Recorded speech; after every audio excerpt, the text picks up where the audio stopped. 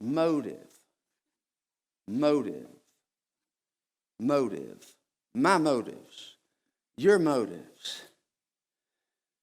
Why do you do what you do? Now, there is one of the most important questions you can ask yourself, Christian. Why do you do what you do? I've already showed you why some people do what they do. And I want you to be careful there, because if you're not careful, you will make one of the most common religious mistakes. And that is, you'll see how awful, how ridiculous, how false another person's belief and practice is. And you'll simply say, oh, thank God I'm not like them. Well, thank God you're not. But if that's as far as you take it, you're not going to grow. You're not going to really learn what God could have taught you through that person who did something you thought was terrible. The most helpful thing you can possibly do when you see another person do or say something that's completely wrong and done especially for wrong reasons, best thing you can say, rather than, oh, I'm glad I'm not like them, it's better to say, God, show me, where am I like that? Where am I like that? Until you start asking, where am I like that? No spiritual growth is going to happen. No maturity is going to take place. We've got to realize that extremists are not the only people in this world who do things with mixed motives. Oh my goodness, do you have any idea how many people do good things for bad reasons? Or they do the right thing, but they're doing it for the wrong reasons. That Muslim extremist, one more glimpse of him. I want you to see something in him and then in us. What he is thinking as he's driving that explosives-loaded bus into a building, he's thinking, not only am I brave, I am very selfless.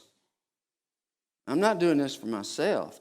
I'm doing this for my God, my religion, my people. And that may be part of it. That ain't all of it. He's got a reward coming, doesn't he? In his belief. My point is, many times, things that appear to be done out of selfless, are actually very selfish. We do them because we know we're going to get rewarded, or at least we hope we're going to get rewarded somehow. Matthew chapter 6, verse 1 and 2. Jesus here is talking to people, warning them. Make sure that when you do good things, you're not doing them for the wrong reasons. And there are all sorts of wrong reasons. But here are the ones that Jesus puts a finger on. Watch out. Don't do your good deeds publicly to be admired by others, for you will lose the reward from your Father in heaven. When you give to someone in need, don't do as the hypocrites do, blowing trumpets in the synagogues and streets to call attention to their acts of charity. I tell you the truth, they have received all the reward they will ever get. You hear that? That's pretty straightforward. That means if I am going around doing good deeds so that people will think of me as a good person and have a good opinion of me, it may work. That's the only reward I'm ever going to get. God's sure not going to reward me for it. And so, last part of that verse, I tell you the truth. They've received all the reward they'll ever get. And I want to ask you, why do you do what you do? Where are you like Achilles? Where are you like the terrorist? What reward are you after when you do the seemingly noble, heroic, selfless things you do? It fools people. It works. That's why we keep doing it. People don't keep doing stuff that doesn't work, at least not smart people. It's that you can fool all of the people most of the time, but you can't fool God any of the time. Because, as God said to Samuel in 1 Samuel chapter 16, verse 7, God looks on the heart, man looks on the outward appearance. Read the whole verse with me. But the Lord said to Samuel, don't judge by his appearance. We judge by appearances, by the way. First, you know how they say you never get a second chance to make a first impression? Most people make up their mind about you as soon as they meet you, and they put you in a certain category, and then you're there from then on, whether you fit there or not. Not God. Not God. Don't judge by his appearance or height, for I've rejected him. Here's the main thing. The Lord doesn't see things the way you see them. People judge by outward appearance. God looks at the heart. Listen, folks, you would be surprised and very disappointed if you saw what God saw when he looked into the hearts of good people. You'd be very disturbed if you realize how many good people there are doing good things. Selfless things for selfish reasons. I do need to clarify one thing.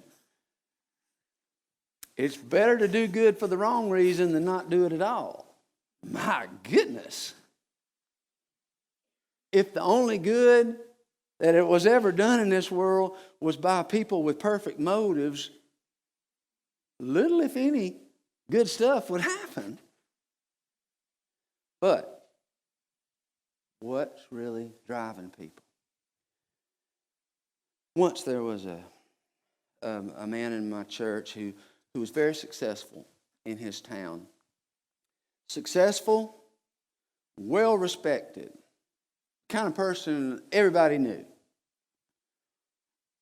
And one thing everybody knew about him is that he was generous. Part of his reputation was he will give you the shirt off his back, you know, that expression. He will give so generously. And sure enough, he did give money.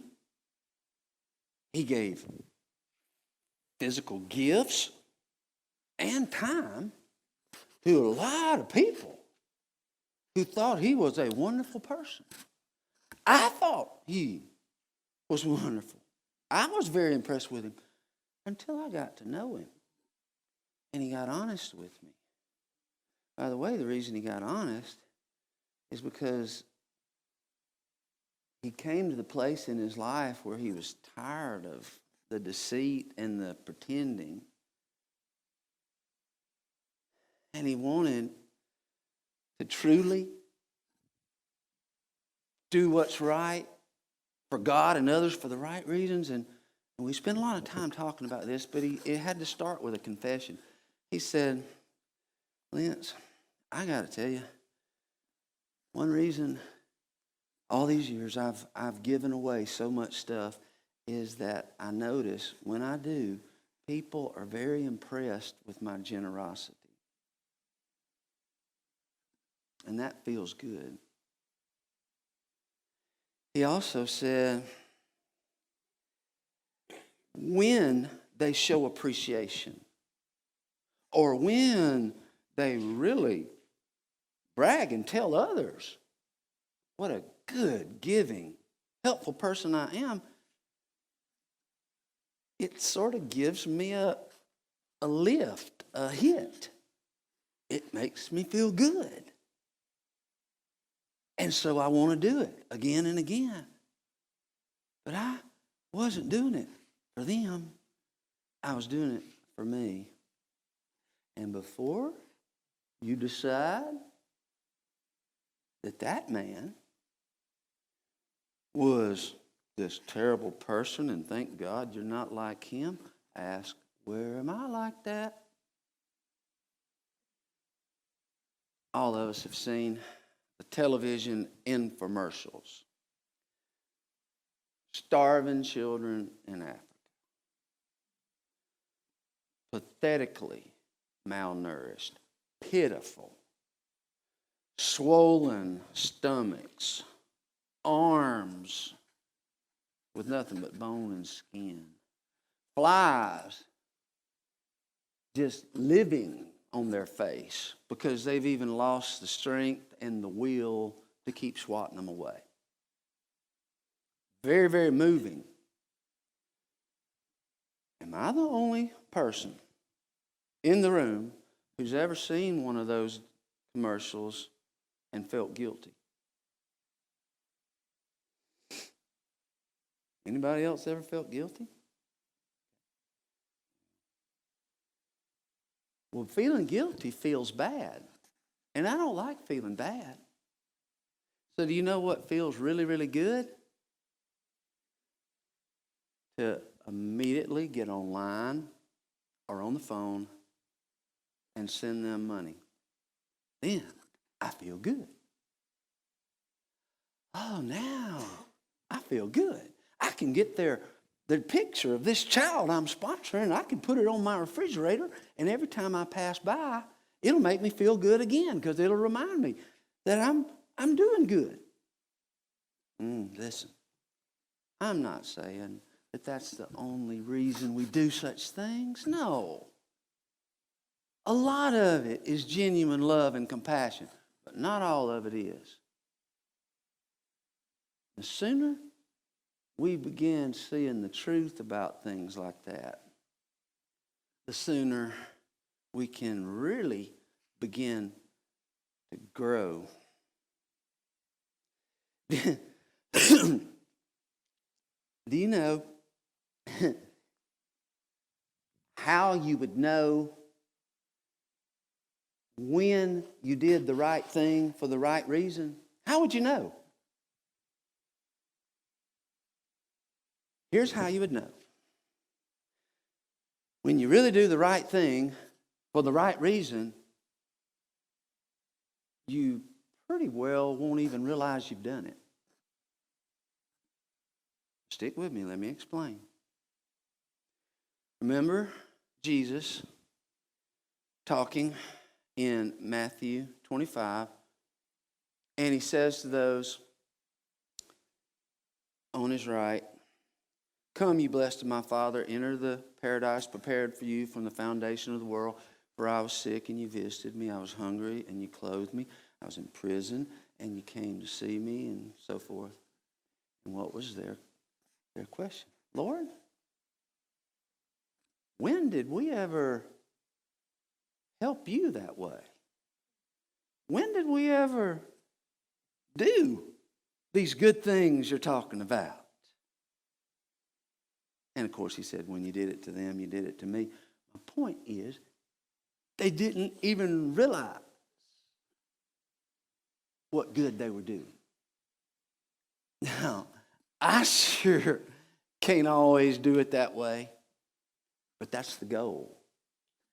The godliest people on earth are the people who are so filled with the love of Christ, and they have so surrendered to the will of Christ and the ways of Christ that they see needs and they meet them without even giving it a thought. It's just natural. It's what they do, and they never think of it again. Never think of it again. I'm a long way from there. I'm not there. What about you? I'm one of those people.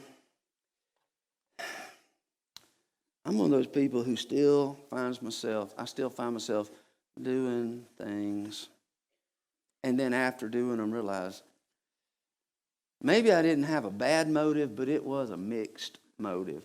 There's really only one right reason, or there's one most right reason to do good to others, and that reason is Jesus did, and he said, follow me, doing what I've done. That's the right reason.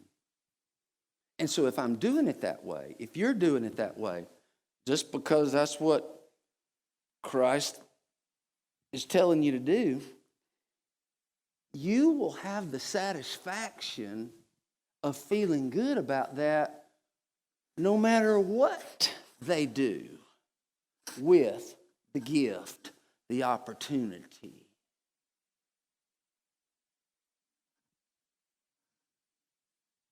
We can discover a lot. We can discover a lot about ourselves if only we'll open our eyes and look. And let me ask you this. Oh, Lance, why in the world would you bring up something like this? It's going to make me feel even worse about myself than I already do. Doggone it. I now know just one more area where I'm just missing the mark. Well, I can tell you why I don't do it. I do not bring this up to make you feel guilty. And if you leave here feeling guilty today, I've failed. I bring this up for one reason. We cannot outgrow problems if we don't even know they're there. We cannot cooperate with Christ in becoming more Christ-like unless we recognize the areas where we're not Christ-like. That's why we're talking about this today. The truth is this: you cannot grow as a Christian unless you are willing to open your eyes and see yourself as you really are. Let me say that again. You cannot grow as a Christian unless you're willing to open your eyes and see yourself as you are. And let me put it this way. The more truth you can take about yourself, the more potential you have to grow. The less truth about yourself you can handle, the more you're going to be stunted and be a spiritual midget. So, how much truth can you take without running away? Or, put it this way for others of you with a different temperament, how much truth can you take without getting so mad that you slam the door and never come back? The amount of truth you can take determines your growth into Christ's likeness. The Apostle Paul. The Apostle Paul was not always the Apostle Paul. Most of you know his story, so I'm not going into detail. I'm simply going to say that early in his life, he was blind. He was blind to the reality that God truly was in Christ reconciling the world to himself. Paul was blind to that. He did not believe Christ was the Son, Jesus was the Son of God. He did not believe he rose from the dead. Why didn't he believe that? Why couldn't he believe that? Well, he was very invested in a Jewish religious system that simply could not accept that. And in his mind, if he is the Son of God, then a whole lot of what I've always believed is wrong. I can't handle that. And I'm not going to run away from it. I'm going to get mad and I'm going to stomp it out. And he did everything he could to stomp it out. Sad, though, because the truth is, Jesus didn't come to throw away and sabotage everything Paul had always believed. No. Jesus came, what? Not to destroy the law, but to fulfill it. Jesus came so he could take Paul where he was and say, you got the right basics, Paul. Now here's step 2. Paul was so afraid. All he could do was stomp him out, stomp him out, stomp him out. Then he was converted on the road to Damascus. And that day he was converted, he went into town. And late that night, the Bible tells us about an amazing thing that happened to him just as he formally accepted Christ and surrendered to baptism. Acts 9, verse 18. Acts 9, verse 18. Oh, pay attention to this. Keep it in mind how Paul had not been willing to open his eyes. Instantly, something like scales fell from Saul's eyes, and he regained his sight. Then he got up and was baptized. Scales fell from his eyes. Apparently, that means that in Paul's case, literal scales of some sort fell from his eyes.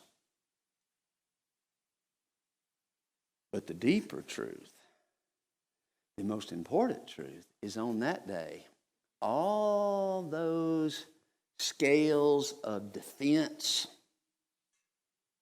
insisting I'm right, I know it all, I'm doing the right thing and I'm doing it for the wrong reason, those scales over his eyes that made him blind, they fell off. Do you really want to keep wearing those scales? Or is it time? Say, God, I'm not as bad as I could be, but I'm sure not what you want me to be. Take these scales from my eyes. Open my eyes. But there's one more thing I got to tell you. I hate it. I hate it when I go over time. But if I don't tell you this, I still will have ultimately done you a bad service. Because if I stop now, I would leave you with the impression that what really matters is you got to examine your own motives. And as long as you open your eyes to the truth about yourself, you'll grow spiritually. But if you close your eyes, you won't grow. That's true. That is totally true. But you know what? That's not the whole truth. And I got to give you the whole truth. Yes, the bad news is none of us have perfectly pure motives all the time. The good news of the gospel is God wants to have a relationship with people who have horrible motives. And God brings people into his family, making them his sons and his daughters, no matter how twisted their motives are. One example is enough. When Jesus was conducting his ministry, there was one group of people he was consistently criticized for hanging around with. It was the tax collectors. More than any other group, he got criticized for spending his time with tax collectors. He went into their homes. He ate with them. He drank with them. He apparently laughed and talked with them and had a good time. He built relationships with them. He was called the friend of sinners. And yet a tax collector, good night. I don't have time to tell you how corrupt tax collectors were. They were the most corrupt human beings in all of Jewish society. You talk about wrong motives. Oh. And yet Jesus didn't let that stop him. Thank God he didn't. Thank God he doesn't. Thank God he has a relationship with me. And he has a relationship with you, even though our motives are often not what they ought to be. He wants to be in relationship with us. And as he's in relationship, the better you get to know him, the more you're going to become like him. You're going to learn, think more like him. You're going to behave more like him. And a lot of this stuff we're talking about, the motives, you'll outgrow that. So I'm going to wrap it up with two questions. Number one, are you in a relationship with Christ? Number two, for those of you who are, how's the relationship going? I would love to talk with you. Whether you need to start a relationship with Christ or whether you've got one of those relationships with Christ that just feels dead in the water. It's no longer satisfying. It seems like you're stuck. You wonder why you even keep bothering. There are reasons for that. Something is blocking your growth. It may or may not be about motives, but it is about something. And if I could help you in discerning and opening up to what those things are, please, please, let me do that.